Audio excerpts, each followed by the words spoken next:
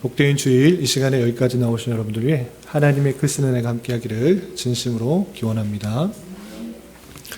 아울러 여러 가지 사정으로 영상으로 예배에 참여하는 모든 분들에게도 동일한 은혜가 있기를 기원합니다. 최근 들어 우리 주변에 보면 무인 점포가 상당히 많이 늘어나는 것을 볼 수 있습니다. 뒤에도 크린토피아 같이 빨래해주는 곳, 그리고 이 건물 1층에서도 무인 아이스크림 가게, 식자재 판매하는 것, 밀키트 판매하는 것, 심지어 여러 가지 카페도 무인 카페가 많이 늘어나는 것 같습니다. 현대화되면 현대화될 수있을수록 이게 집단보다는 개인화의 모습으로 많이 드러나지 않는가 생각이 듭니다.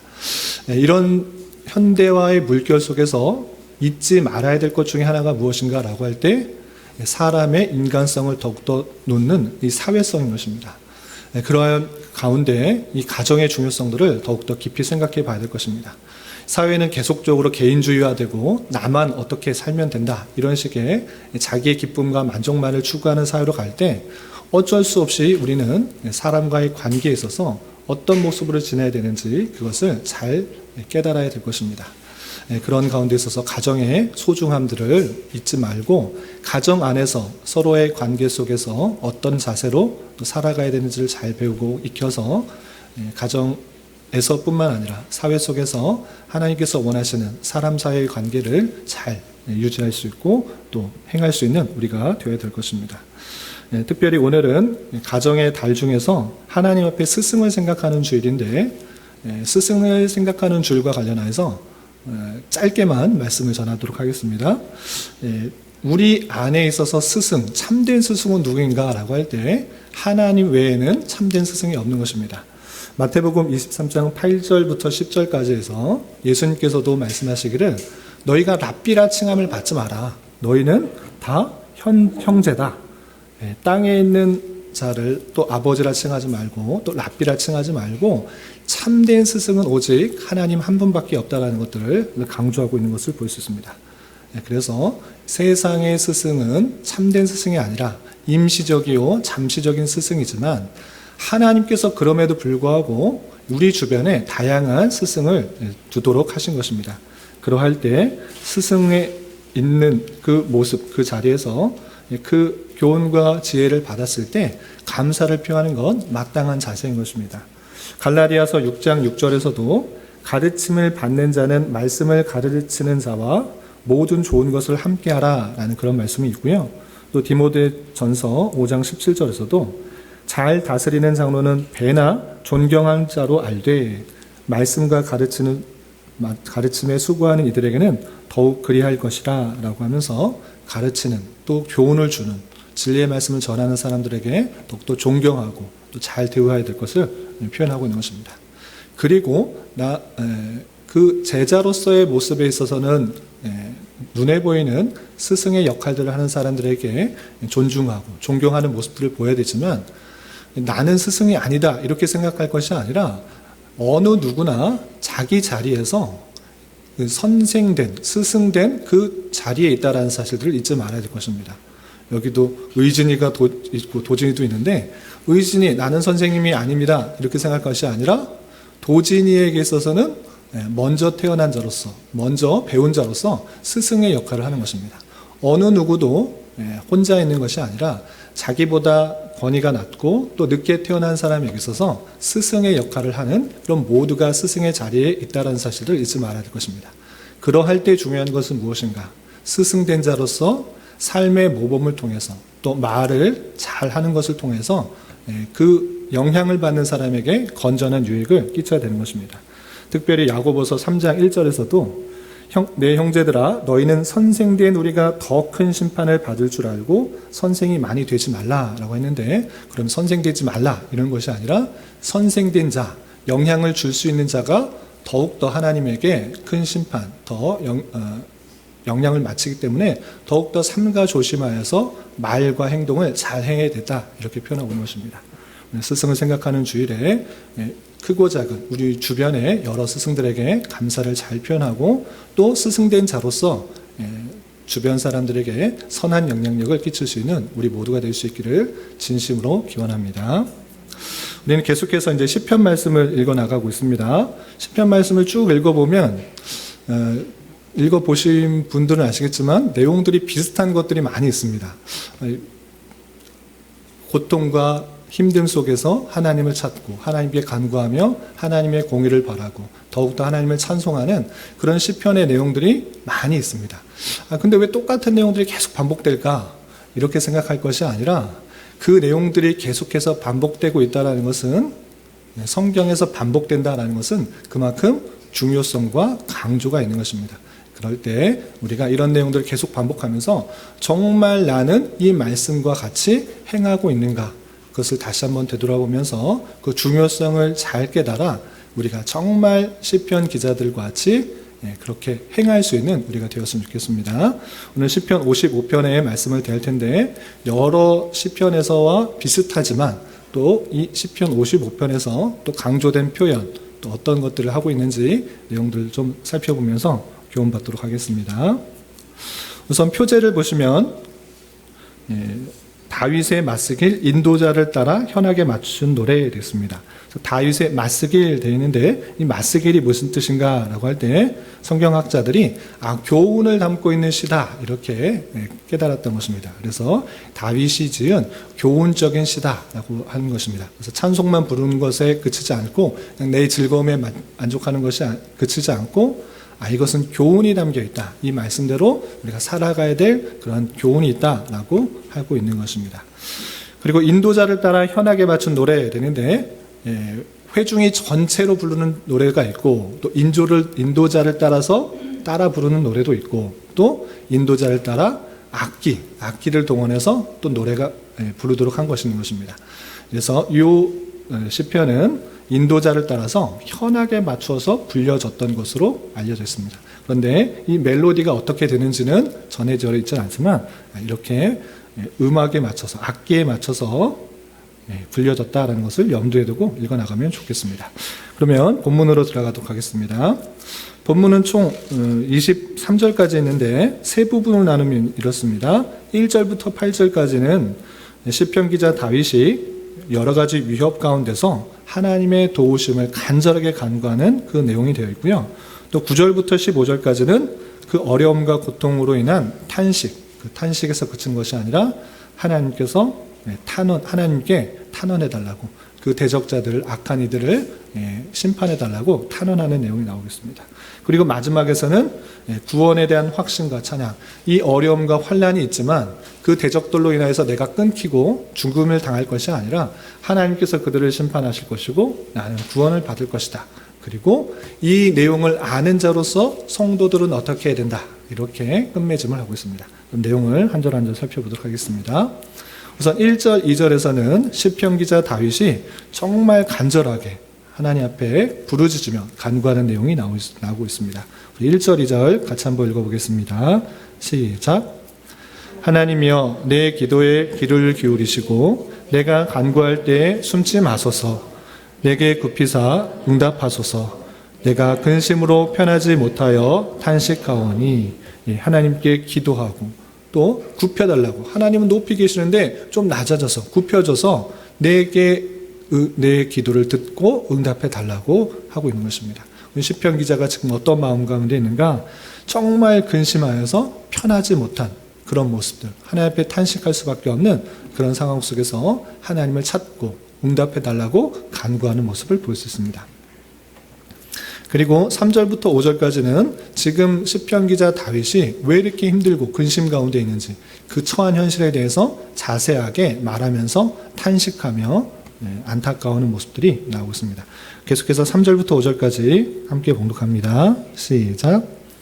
이는 원수의 소리와 악인의 압제 때문이라. 그들이 죄악을 내게 더하며 노하여 나를 핍박하나이다. 내 마음이 내 속에서 심히 아파하며 사망의 위험이 내게 이르렀도다. 두려움과 떨림이 내게 이르고 공포가 나를 덮었도다.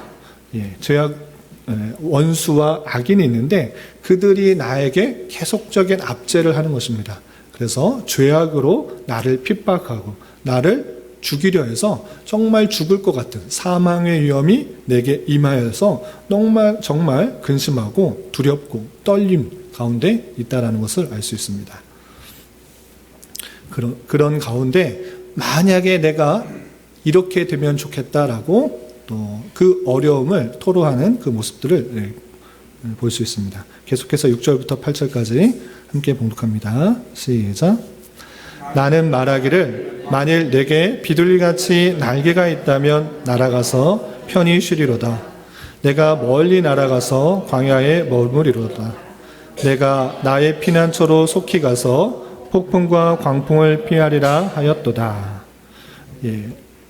셀라라는 말은 정확하게는 그 뜻이 알 수 없는데 음악적 용어로서 그 음을 높여서 또는 강조해서 하는 것이 아닌가라고 추측을 합니다. 그래서 그것이 뜻이라기보다는 음악적인 용어로서 생각을 하고 있습니다. 그래서 꼭 읽지는 않으셔도 상관은 없습니다. 어쨌든 6절에서 보시기에 정말 죽음의 고통 가운데 악인과 대적들로부터 사망의 위험을 겪고 있기 때문에 이 시편 기자 다윗은 어떻게 했으면 좋겠는가 고백하기를 내가 만약 비둘기같이 날개가 있었다고 하면 날아가서 광야에 머무를 텐데 지금 이 주변에 많은 대적들로부터 핍박을 당하고 압제를 당하고 좀 어려운 가운데 있기 때문에 정말 비둘기 보면서 저같이 날개가 있는 사람이라면 내가 날아갈 텐데 이 고통을 피할 수 있을 텐데 그래서 이 핍박과 탄압에서의 그 폭풍과 광풍과 같은 그 어려움을 피했으면 좋겠는데 지금 그러지 못하고 있는 현실을 탄식하고 있는 것입니다. 이런 어려움 속에서 시편 기자 다윗은 하나님을 찾으면서 하나님께 탄원하는 그 모습을 볼 수 있습니다. 먼저 성 안에 있는 강포와 분쟁에 대해서 탄원하는 모습, 우리 9절부터 11절까지 계속해서 읽어보겠습니다. 시작. 내가 성내에서 강포와 분쟁을 보았사오니 주여 그들을 멸하소서. 그들의 혀를 잘라버리소서. 그들이 주야로 성벽의 위로 두루다니니 성중에는 죄악과 재난이 있으며 악독이 그 중에 있고 압박과 속임수가 그 거리를 떠나지 아니하노다. 구체적으로 성 안에 어떤 일들이 있는지 구체적으로 고발하고 있습니다. 그 성내에 강포와 분쟁이 있습니다. 그 강포와 분쟁을 행하는 그들을 멸하여 주시옵소서. 그리고 그 말하는 것들, 그 말하는 사람들은 차라리 혀를 잘라버려 주십시오라고 탄원하고 있는 것입니다.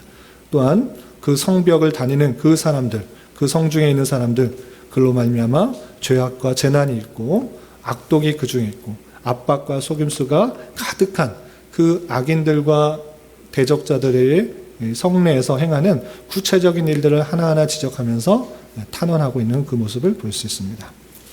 그런데 이 시편 기자 다윗이 더욱더 힘들고 아프고 이 고통이 견디기 힘든 것은 그 먼 사람이 아니라 그 대적과 원수가 멀리 있는 사람이 아니라 가장 가까웠던 그 사람이기 때문에 더 마음이 아프다 이렇게 고백하고 있습니다.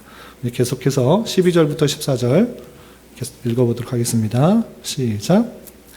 나를 책망하는 자가 원수가 아니라 원수일진데 내가 참았으리라. 나를 대하여 자기를 높이는 자는 나를 미워하는 자가 아니라 미워하는 자일진데 내가 그를 피하여 숨었으리라. 그는 곧 너로다. 나의 동료, 나의 친구요, 나의 가까운 친구로다. 우리가 같이 재미있게 의논하며 무리와 함께하여 하나님의 집안에 다녔도다. 아멘. 지금 보면 나를 책망하는 자, 나를 미워하는 자, 그가 원수라는 얘기입니까? 원수가 아니라는 얘기입니까? 물론 원수가 된 것입니다. 나를 책망하니까 원수가 되죠. 그런데 차라리 전혀 모르는 원수였다 그러면 내가 참았을 것이다. 그리고 나를 지금 미워하는 자, 대적이고 원수입니다. 그런데 그 자가 원래부터 미워하는 자였다면 내가 차라리 그런 사람이 계속 나를 공격하구나, 나를 그런 사람 미워하는 사람이구나 하고 피할 텐데 그렇지 않고 그 사람이 누구다? 나의 동료고 나의 친구고 나의 가까운 친구다라고 표현하고 있습니다. 정말 예전에는 함께 재미있게 서로 이야기하고 함께 의논하고 하나님이 집안에서 함께 다니며 정말 가까웠던 사람이 이제는 모습을 확 바꿔서 나를 책망하고 미워하고 핍박하고 탄압하는 그 모습 가운데 있기 때문에 더욱더 시편 기자 다윗은 마음이 아팠던 것입니다. 정말 나와 계속해서 함께 해줄 줄 알았는데, 정말 마음을 나누고 뜻을 나눴던 그 사람인데 오히려 그 사람이 마음이 변하여서 나를 공격하고 책망하고 미워하고 죽이려 한다. 그것보다 더 힘든 것은 없을 것입니다. 그런 고통 가운데 다윗은 탄식하고 있는 것입니다. 이러한 모습 가운데 하나님을 의지하면서 하나님께서 그 모든 것들을 심판해 달라고 15절에 이렇게 간구하고 있습니다. 계속해서 15절 함께 봉독합니다. 시작. 사망이 갑자기 그들에게 임하여 산채로 수월에 내려갈지어다. 이는 악독이 그들의 거처에 있고 그들 가운데 있음이로다. 정말 가까운 친구가 변화해서 나를 핍박하고 죽이려 하고 있는 그 모습 속에서 하나님, 이 억울한 그 모습들 알려주시고 저렇게 죄악 가운데 있는 그들을 지옥에 보내주십시오. 죽음에 처해 주게 해주십시오. 라고 하나님께 그들을 심판해 달라고 간구하고 있는 모습을 볼 수 있습니다. 그리고 마지막 16절부터 23절까지는 그럼에도 불구하고 이 핍박 속에서 하나님께서 지켜주시고 하나님께서 구원해 주실 것을 확신하는 내용들로 나오고 있습니다. 먼저 시편 기자 다윗이 하나님을 찾고 부르짖는 이유에 대해서 16절부터 18절까지 계속해서 읽어보겠습니다. 시작. 나는 하나님께 부르짖으리니 여호와께서 나를 구원하시리로다. 저녁과 아침과 정오에 내가 근심하여 탄식하리니 여호와께서 내 소리를 들으시리로다. 나를 대적하는 자 많더니 나를 치는 전쟁에서 그가 내 생명을 구원하사 평안하게 하셨도다. 시편 기자 다윗은 그 어려움 속에서 사망의 그 어려움, 가까운 친구로부터의 배반은 어려움, 그 가운데서 더욱더 하나님께 부르짖는 것입니다. 저녁과 아침과 정오, 그 정한 시간에 하나님을 더욱더 찾고 나아가는 그 모습들이 있는 것입니다.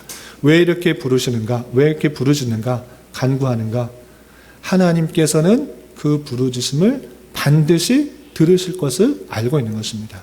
이전에도 내가 대적이 많아서 나를 치는 그런 전쟁 속에서 하나님께 부르짖었을 때 하나님께서 내 생명을 구원해 주시고 평안케 하신 것을 알았기 때문에 나는 다른 것을 의지하는 것이 아니라 오직 하나님을 찾고 구하고 의지해야겠다 생각하여서 이렇게 정한 시간에 더욱더 하나님을 찾고 부르짖고 간구한다라고 하고 있는 것입니다. 그리고 그 대적들을 결국은 어떻게 하실지 하나님께서 어떻게 하실지를 확신하고 있는 것입니다. 그렇다면 다윗은 어떤 확신 가운데 있는지 19절부터 21절까지 계속해서 읽어보겠습니다. 시작. 옛부터 계시는 하나님이 들으시고 그들을 낮추시리이다. 그들은 변하지 아니하며 하나님을 경외하지 아니함이니이다. 그는 손을 들어 자기와 화목한 자를 치고 그의 언약을 배반하였도다. 그의 입은 우유 기름보다 미끄러우나 그의 마음은 전쟁이요 그의 말은 기름보다 유하나 실상은 뽑힌 가리로다. 하나님께서 그 대적자들 하나님께서 반드시 심판하여서 낮출 것을 확신하고 있는 것입니다. 그들은 말만 번지르르하게 그럴싸하게 아주 말을 잘하지만 실상은 전쟁으로 사람을 해하고 자신만 유익을 취하는 그런 사람이다. 잠시 화목하고 편을 먹었다가 언제든지 자신의 이익과 배반되면 등을 돌리고 칼을 겨누는 그런 사람들이다. 그런 대적들을 반드시 하나님께서 심판하시고 낮추실 것이다 라는 확신 가운데 있는 것입니다.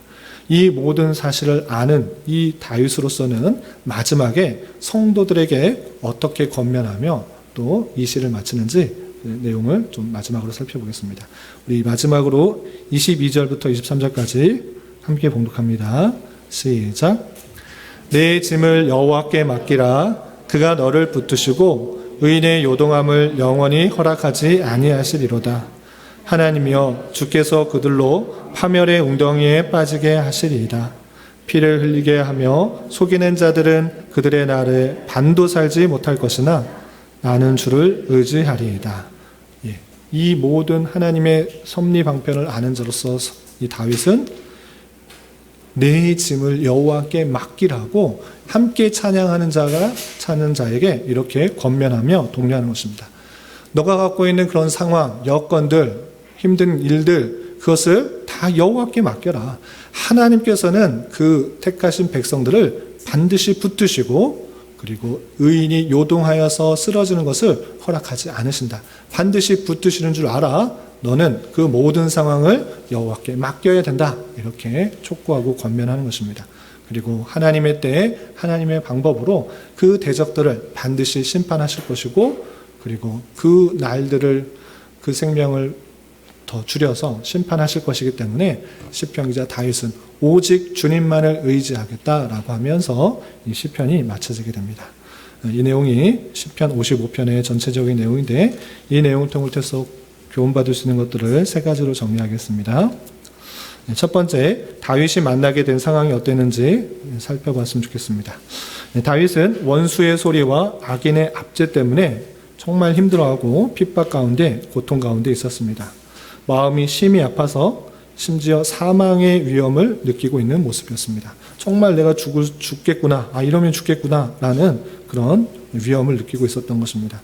차라리 비둘기처럼 날개가 있는 자였다고 하면 이 어려움을 피해서 광야에 갈 수 있는데, 그러지 못한 것에 대해서 더욱더 안타까워하고 있었습니다.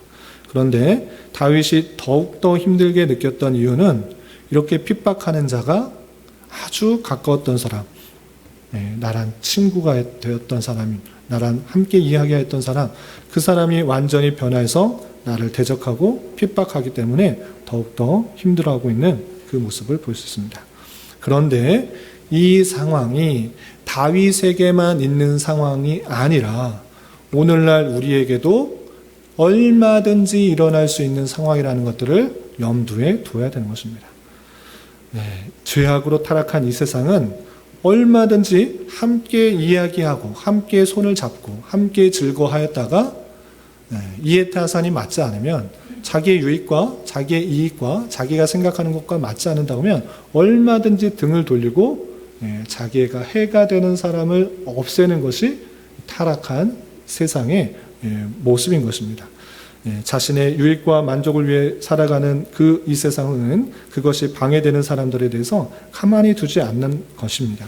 아주 가까웠던 사람도 자신의 이해관계에서 도움이 되지 않는다고 하면 오히려 그를 없애는 그런 모습을 보이는 것입니다. 하나님을 믿고 말씀에 순종하고 잘 살면 이런 어려움과 고통을 안 당하는가? 그렇지 않은 것이 이 다윗의 고백 속에서도 드러나고 있는 것입니다. 하나님을 찾고 하나님의 말씀을 늘 묵상하고 그 뜻대로 살아가려고 하는 다윗의 모습에서도 이렇게 원치 않게 큰 어려움과 고통을 만나게 되는 것입니다. 이런 말씀을 통해서 우리는 이 세상에 대한 바른 인식을 가져야 되는 것입니다. 아담의 타락으로 말미암아 죄악으로 얼룩진 이 세상은 하나님에 대한 온전히 인식이 끊어졌고 하나님으로부터 오는 그 큰 은혜를 누리지 못하고 자신의 욕구와 자신의 만족만을 위해서 살아가게 된 것입니다. 쉬운 말로 가시와 엉겅퀴가 가득하게 되어서 부패와 타락 가운데 자기 멋대로 살아가는 죄악된 세상이 되어버린 것입니다. 이 세상의 근원도 모르고 인간이 왜 태어나는지 모르고 그냥 이 땅에서 사는 그 동안 나는 나의 유익과 만족과 기쁨과 높아짐과 인기 이런 것을 위해 살겠다. 이렇게 살아가는 것이 인생의 목적도 인류의 기원도 세상의 원리도 알지 못한 자의 그 모습일 것입니다. 그러다 보니 이 세상은 자기 욕구를 만족시키는 것에 의미를 두고 살아가는 것입니다. 그렇게 하기 위해서 주변의 것들을 파괴하고 억눌려서 자기 욕구만을 채우게 되는 모습들이 너무 많이 있는 것입니다. 이 세상에 대한 바른 인식으로 때때로 당하게 되는 여러 가지 환난과 핍박에 대하여 너무 낭망하지 말고 낯설게 여기지 말아야 될 것입니다. 죄악된 세상에서 우리가 당할 수 있는 현실이 이럴 수 있다는 것을 잘 깨닫고 너무 좌절하거나 힘들어하지 않는 우리가 되어야 될 것입니다. 그런데 중요한 것은 이렇게 힘들고 어려운 상황을 만나게 되었을 때 다윗이 어떠한 행동을 했는가를 잘 생각해야 되는 것입니다. 이 죄악된 세상에서 다양한 힘든 일들이 닥칠 때 다윗은 하나님께 간구하며 더욱더 부르짖으며 나아갔던 모습을 보게 됩니다. 저녁과 아침과 정오에 탄식하며 부르짖었고 또 더욱 그냥 부르짖는 것에서 그치지 않고 성내에서 일어나고 있는, 성중에서 일어나고 있는, 성벽에서 일어나고 있는 다양한 죄악들에 대해서 하나님께서 응답하여 주시고 하나님께서 심판해 달라고 구체적으로 간구하고 있는 그 모습을 볼 수 있습니다. 이런 것처럼 성도가 만나게 되는 다양한 어려움과 핍박과 환난 속에서 마땅히 해야 되는 것은 무엇인가? 하나님께 더욱더 나아가 간절히 기도하며 찾는 것입니다. 악을 행하는 자들 때문에 불평하고 또 불의를 행하는 자 때문에 시기하는 것이 아니라 그들이 악을 행한다? 그러면 나도 똑같이 갚아주리라. 저희들이 악한 것으로 하면 나도 똑같이 악으로 갚으라. 이렇게 하는 것이 아니라 이 어려움을 만났을 때 더욱더 하나님을 찾고 하나님께서 심판해달라고 간구하는 자가 되어야 되는 것입니다. 악을 행하는 자 때문에 더욱더 불평하고 시기하고 원망하면 어떻게 되는가? 그것은 그 마음 속에 똑같이 악한 마음이 생기게 되는 것입니다. 그 모든 것을 하나님께 맡기고 하나님의 심판 가운데 놔두면 그 성도는 온유함이 생기는 것입니다. 그래서 시편 37편에 이런 교훈이 있는 것입니다. 시편 37편 1절에는 악을 행하는 자들 때문에 불평하지 말며 불의를 행하는 자들을 시기하지 말지어다. 또 시편 37편 8절에는 이렇게 되어 있습니다. 분을 그치고 노를 버리며 불평하지 말라. 오히려 악을 만들 뿐이라. 이 세상이 왜 이렇게 부패하고 타락하였습니까? 그 죄악 때문에 그렇게 된 것입니다. 그러나 그런 것을 가지고 똑같이 분노하고 시기하고 악한 마음을 품게 된다고 하면 너희가 악한 자가 되는 줄 알아. 성도는 어떻게 되는가? 그 모든 것들을 하나님께 의탁하고 하나님께 맡기는 것입니다. 하나님, 저들 저렇게 부패하고 타락했는데 어떻게 그냥 두십니까? 하나님 심판하여 주십시오. 하나님이 신원하여 주십시오. 그들의 날을 짧게 해주시고 그의 혀를 끊어주시고 지옥에 가게 해주십시오라고 할 정도로 탄원하고 간구하고 주님께 나아가는 것입니다. 그런데 실제로 그것을 칼을 들고 살해하고 위협하고 생명을 닦는 것이 아니라 하나님께서 그렇게 해주시도록 간구하고 성도는 그 마음에 온유함을 붙들고 사는 것입니다. 왜? 하나님께서 그렇게 하실 것이기 때문에 내가 그렇게 되는 것이 아니라 악한 마음을 품고 그렇게 되는 것이 아니라 하나님께 맡긴 자로서 온유한 마음을 품으라 이렇게 표현하고 있는 것입니다. 그래서 시편 37편 11절에 온유한 자들은 땅을 차지하게 되며 풍성한 화평으로 즐거워하리로다 라고 표현하고 있습니다. 하나님께 모든 것을 맡기는 자가 갖고 있을 수 있는 그 마음은 온유함과 화평한 것입니다. 세상이 내 뜻대로 되어지 않는다고 할지라도 원망과 불평, 시기, 질투 그런 악을 품는 것이 아니라 하나님께서 이 모든 것들을 선하게 이끌어 주실 것을 알고 다 맡기고 하나하나 그들의 죄악들을 고백하면서 그들을 탄원하달라고 하면서 성도는 온유함을 갖는 것입니다. 그것이 마땅한 자세인 것입니다. 그렇게 왜 하도록 하시는가? 성도는 하나님께서 주신 그 마음 가운데 지켜 나가도록 하시기 때문에 그렇고 또한 이 다윗이 성중에 있는 사람, 성내에 있는 사람, 성벽에 있는 사람, 강포와 탄압, 압제 하나하나 고발하고 있는데 이 모습을 통해서 또 교훈받을 수 있는 것들이 있습니다. 그냥 무작정 악한 사람들 벌받게 해주시고 하나님 심판해 주십시오 라고 얼렁뚱땅 말하고 있는 것이 아니라 다윗은 하나하나 그들의 잘못을 정확하게 지적하고 있는 것입니다. 그 모습을 통해서 우리는 무엇을 알 수 있는가? 무엇이 죄악이고 무엇이 죄가 아닌지를 판단하며 내가 그렇게 되지 않도록 하시는 것입니다. 그러니까 하나님께서는 기도를 통해서 그 상대방이 변하게 되는 것이 아니라 내가 변하도록 하시는 것입니다. 아무리 기도해도 상대가 변하지 않는다? 그러나 내가 그렇게 죄악 가운데 행하지 않고 내가 그런 똑같은 죄를 범하지 않는 그런 모습으로 하나님께서 바뀌어 가도록 하시는 것입니다. 기도를 통해서 상대가 변하고 사회가 변할 수도 있지만 하나님께서는 그 구체적인 기도를 통해서 네 성도들이, 하나님의 자녀가, 하나님 백성이 그러한 죄악에 빠지지 않도록, 그 죄악과 구별되도록 하나님께서는 고백하게 하시고 더욱더 선하게 하시도록 하시는 하나님의 섭리가 있다는 사실을 잊지 말아야 될 것입니다. 하나님께 아랜 불의에 대한 탄원과 공의에 대한 간구는 비록 당장에 눈에 보이는 가시적인 변화를 일으키지 않는다고 할지라도 적어도 하나님께서는 그 기도를 통하여서 내 자신이, 그 기도를 한 그 자신이 불의하게 되는 것을 막아주는 것입니다. 그런 줄 알아? 다양한 불의와 제약에 대하여 그냥 묵인하고 용납하고 아무 생각 없이, 저기는 그냥 부패하고 타락한 인생이니까, 하나님 두려워하지 않는 인생이니까 저렇게 자기만 유혹하고 자기만 위하다가 사는구나 라고 그냥 넘어가는 것이 아니라, 그렇게 살지 않고 하나님의 공의와 하나님의 정의가 일어나게 해달라고 기도하는 자세가 필요한 것입니다. 그 기도를 통해서 더욱더 내 모습이 하나님의 백성들의 모습과 같이 변화되고 성화되는 줄 알아야 될 것입니다. 하나님께서는 힘과 능력이 없으셔서 악인과 죄인들을 그냥 놔두시는 것이 아니라, 성도들에게 어려움을 피하게 못하게 하시는 것이 아니라, 그 모든 상황과 여건을 주장하셔서 성도를 더욱더 성화시키려고 그렇게 하는 것입니다. 힘이 없어서, 능력이 없으셔가 아니라 그 악한 것, 그 어려움과 힘듦을 주셔서 성도들이 더욱더 하나님 찾고 또 거룩과 성결로서 나아가도록 하시기 위해서 그런 힘듦과 어려움과 또 고난을 주시는 줄 알아 성도는 마땅히 기도하고 간구하는 자가 되어야 되는 것입니다. 그런 저와 여러분 되시기를 주님의 이름으로 부탁을 드립니다. 마지막으로 한 가지 더 생각해 보면 좋을 것은, 다윗이 이런 고백과 찬양을 한 뒤에 성도들에게 이렇게 권면합니다. 그것이 22절에 이렇게 되어 있습니다. 내 짐을 여호와께 맡기라. 그가 너를 붙드시고 의인의 요동함을 영원히 허락하지 아니하시리로다. 악인들을 하나님께서 심판하시고 하나님께서 하나님의 때에 벌 줄 걸 줄 알고, 너는 어떻게 되는가?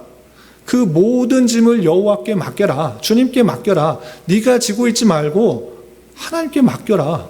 너 걱정하는 것, 근심하는 것, 어려운 것 하나님께 나아와 하나님께 맡겨라. 그것이 성도의 마땅한 자세다. 이렇게 하고 있는 것입니다.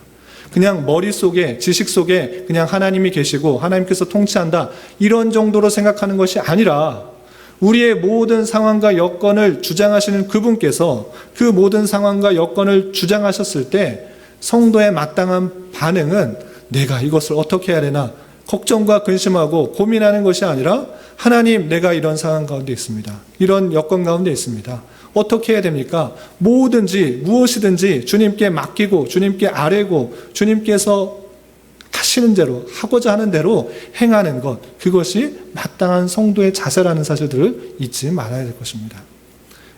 여러분들은 어떻습니까? 혹여나 내 힘으로, 내 생각으로, 내 판단으로 이것을 해결해 나갈 수 있다고 생각하지는 않습니까? 이 정도야 그냥 내가 계획하고 판단하고 내가 결정하면 될 수 있다, 이렇게 생각하고 있지 않습니까? 그것 아니라는 것입니다. 모든 짐을 주께 맡기고 주님께 의뢰하고 아뢰어서 주님께서 하시고자 하는 대로 살아가는 것이 성도이라는 사실들을 잊지 말아야 될 것입니다. 어떤 것을 결정하고 어떤 것을 판단하고 내 길을 행할 때 그것이 정말 하나님께서 원하시는 일인지 아닌지 정말 묻고 의뢰하고 맡기고 있습니까? 아니면 내가 판단하여서 이렇게 하면 좋겠지라고 결정하고 하나님께 통보하고 있지는 않은지 되돌아봐야 될 것입니다. 성도는 모든 상황과 여건을 주님께 의뢰하고 그 짐을 맡겨서 주님께서 인도해 주시는 대로 살아가는 자이라는 것들을 기억하며 여러분들의 힘들고 어려운 그 모든 상황을 주님께 아뢰고 주님의 가장 선하신 길로 인도하시는 바라 살아가며, 내가 원하는 대로 결과물이 나타나지 않았을지라도 그 의뢰하고 인도하심 받는 가운데 천국 백성으로서 하나님의 자녀답게 성화되어가는 그 모습들을 발견하며 감사하며 기뻐한 자가 되어야 될 것입니다. 시편 기자 다윗과 같이 나는 주를 의지하리이다 라고 고백하는 그 모습처럼 우리 또한 그러한 삶을 살아갈 수 있는 저와 여러분이 되시기를 주님의 이름으로 부탁을 드립니다. 기도하겠습니다. 하나님 아버지 감사합니다.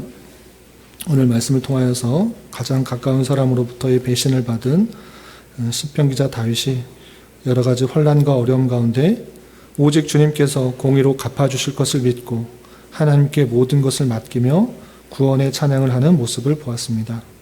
이런 말씀을 대하는 자로서 때때로 닥치게 되는 여러 가지 어려움들이 있을 때 너무 낭망하거나 좌절하지 않게 하여 주시고 하나님께서 택하신 백성들을 더욱더 훈련시키시고 연단시키시며 하나님의 어떠하심들을 알게 하시기 위한 방편인 줄 알아 더욱더 주님을 의지하며 주님께 모든 것을 맡기는 자 되게 하여 주시고 내 생각과 기대보다 훨씬 더 선하신 것으로 역사하시는 하나님을 깊이 경험하고 체험할 수 있는 자 되게 하여 주시옵소서.